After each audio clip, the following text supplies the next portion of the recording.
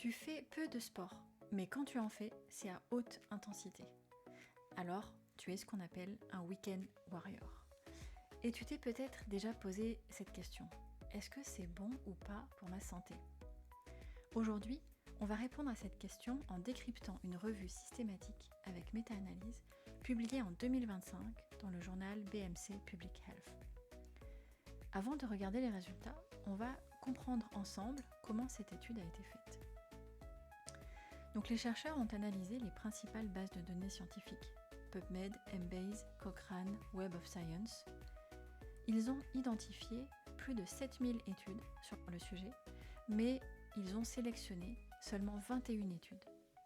Parmi elles, 14 étaient des études de cohorte, c'est quand on a un suivi dans le temps des personnes, et 7 études étaient transversales, c'est quand on a une photo à un instant donné.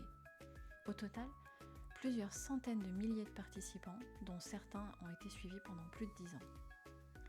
Les chercheurs ont comparé 3 groupes, les personnes inactives, les personnes actives régulièrement, c'est-à-dire avec une activité physique répartie dans la semaine, et les fameux week-end warriors. Ils ont ensuite analysé plusieurs critères.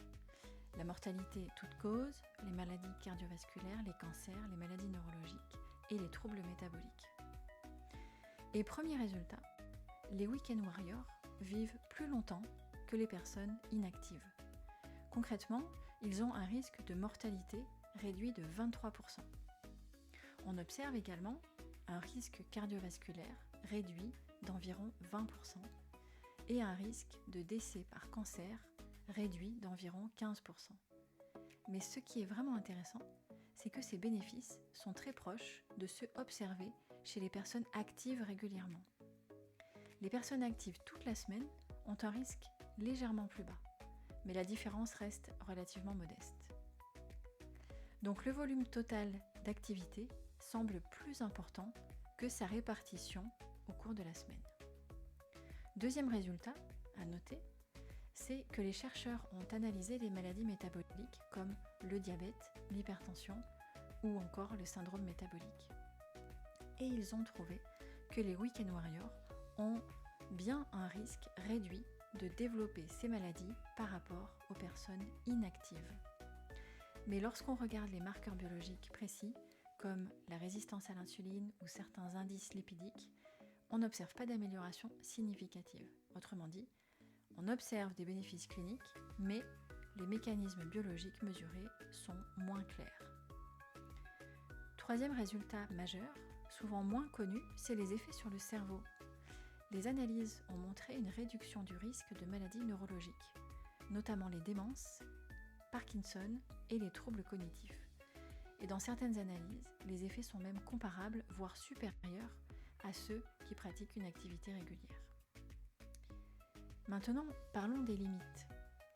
Première limite mentionnée par les auteurs, c'est la taille de certains sous-groupes étudiés qui mériteraient de plus larges cohortes pour pouvoir conclure. Deuxième limite, c'est le fait que les participants autodéclaraient leur activité physique, ce qui peut entraîner des erreurs ou des biais de mémoire. Troisième limite, c'est qu'il y a probablement un biais de publication. Alors c'est observé lorsque les scientifiques ont tendance à publier des résultats qui ont obtenu un résultat positif, ce qui pourrait jouer sur la qualité des articles inclus dans cette méta-analyse. Et quatrième limite, c'est que les articles sélectionnés étaient restreints à ceux rédigés en anglais, ce qui aurait pour effet de ne pas inclure des études potentiellement intéressantes, mais qui auraient été écrites dans d'autres langues. Et dernière limite abordée, c'est le risque de blessure, potentiellement plus élevé quand l'effort est concentré sur peu de séances, mais qui n'a pas pu être observé dans cette revue de littérature. Alors qu'est-ce qu'on peut retenir concrètement ? C'est que par rapport à l'inactivité, la stratégie du week-end warrior offre des avantages en termes de mortalité et de santé cardio-métabolique, avantages qui sont comparables à ceux qui pratiquent une activité physique régulière tout au long de la semaine, ainsi que des effets neuroprotecteurs particulièrement renforcés, ce qui en fait une solution viable pour les personnes qui manquent de temps. Cette étude porte un message fort, c'est que le sport concentré sur 1 à 2 jours par semaine est suffisant pour pour réduire significativement le risque de mortalité et des autres maladies. Mais la régularité pourrait offrir des bénéfices supplémentaires, notamment éventuellement sur le plan métabolique. N'hésitez pas à mettre en commentaire des questions que vous vous posez sur votre santé. Je tâcherai de trouver du contenu pour vous renseigner.